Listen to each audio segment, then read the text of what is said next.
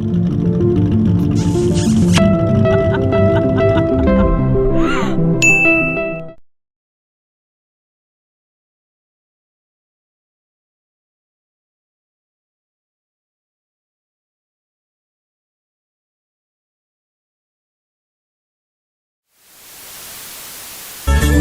no quema, cuz, no quema la mamadona, cuz. La mama whisky no quema, cuz.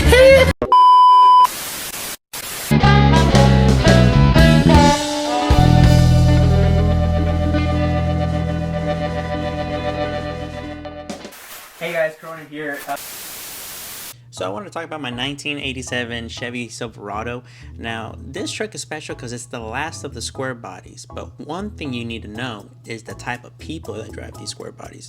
You got this type of guy, and we all know who it is, and then the second type of people. But my story begins back in 1990s. So that's a picture of my father and my mom, and they had a Chevy Silverado. This is my Silverado, so pretty close without the modifications. And then there's your boy, looking ugly. Now my 87 also is kind of rare in that it's the first year that the TBI came out. I wouldn't really say rare because honestly the TBI, or the throttle body ignition, sucks. It really does suck. Okay, so this is something I want to talk about. No one talks about this. This is a 1985 Outdoorsman. Back in 1985, you can actually buy this truck and get a 1985 Winchester model. Guys, you can buy a truck and a gun in 1985. That's a random fact, but I think y'all should know about it because no one else talks about it. So anywho, I wanted to LS swap my truck. LS swapping it is pretty basic within the car community. A lot of people do it. There's even forums and stuff like that that helps you kind of understand on how to do it. You can easily just Google it, and other people have taken the LS engine and put them to other stuff. So for an example, there's this guy that has like a Honda, and he basically did that modification. So my donor vehicle that I used is a 2004 Chevy Tahoe engine. As you can see, it's nothing really to cry home about, but you know, it has the LS engine, and I know it don't look too fancy. You know, you look at it and you're like, what is that? You know, but it's mostly plastic. You guys gotta remember, that's just covers and stuff. So that's the engine that I went with my cousin, #Umberto, to Alabama and got.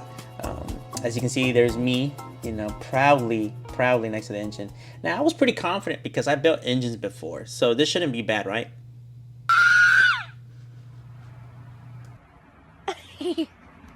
What the fuck? What the fuck? Stop playing! What the fuck? Stop playing! What the fuck is that? Alrighty, so pretty much here's the engine getting oil drained. Took apart one of the bearings just to see how it looks because of that cam, that broken cam piece. So yeah, honestly, it's pretty scary when you're working on these cars, you know. You don't know what you can find. I was looking at these them things, and there's no metal in the oil, so that's pretty cool.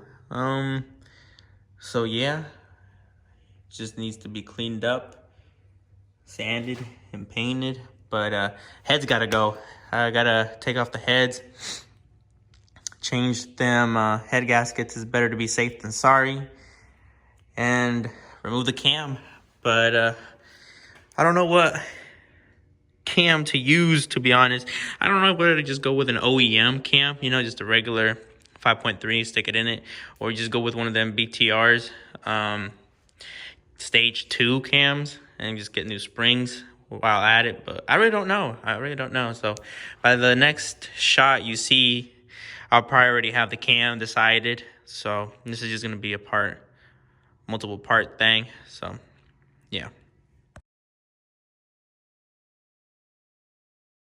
Here's the engine, got the heads off.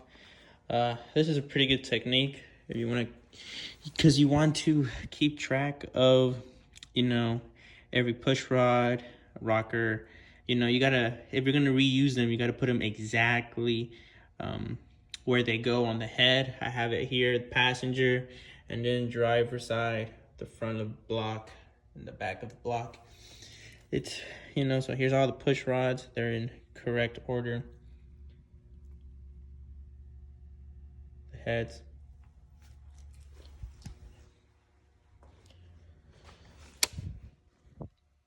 So here is where one of the, see if I can get that focus, where the camshaft was messed up. I was able to get it, the lifters out, and check this out. I don't know if you can see that. As you can see, there is definite damage to the lifter. All the others are normal. This is the only one that's really messed up.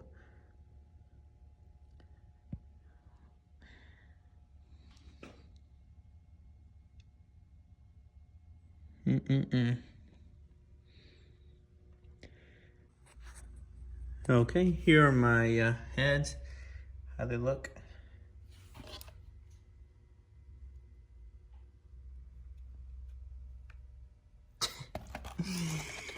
Oh my god. They look pretty bad.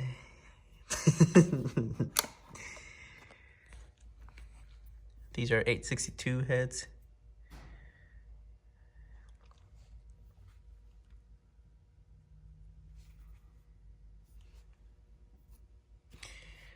But yeah.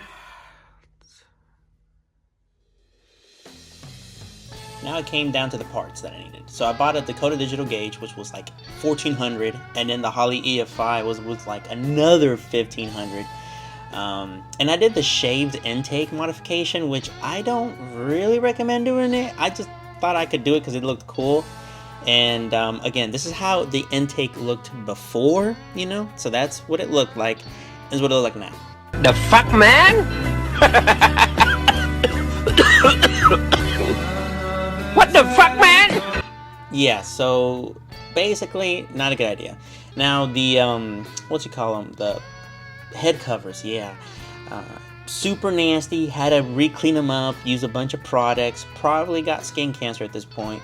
But, you know, I grinded through, and this is one of the best paints you can possibly paint your stuff with, VHT. And I used the Wrinkle Plus. Now, that stuff was awesome. And look how cool it looks like with ICT billet parts that you can buy on Amazon. Literally, go to Amazon.com and type in ICT. I promise you can find a bunch of LS stuff, dude. Like, seriously, you don't have to go spend a bunch of money on these parts, you know. Amazon's where to go. And especially if you have a debit card, dude, you can go in debt. It's freaking awesome. So, took off all the parts and sent it to my boy Evan. This is his actual shop. Evan's Automotive Machine Shop. I highly recommend it. Been using it for years. We got the block back from acid dipping and everything. And this is what it looked like. And this is me and my best friend, #Nestor. A huge shout out. He helped me with this entire rebuild process. Now the trouble is taking out that engine out of the truck. And holy crap, did it freaking suck. Johnny, thank you so much, buddy, for helping me out in this.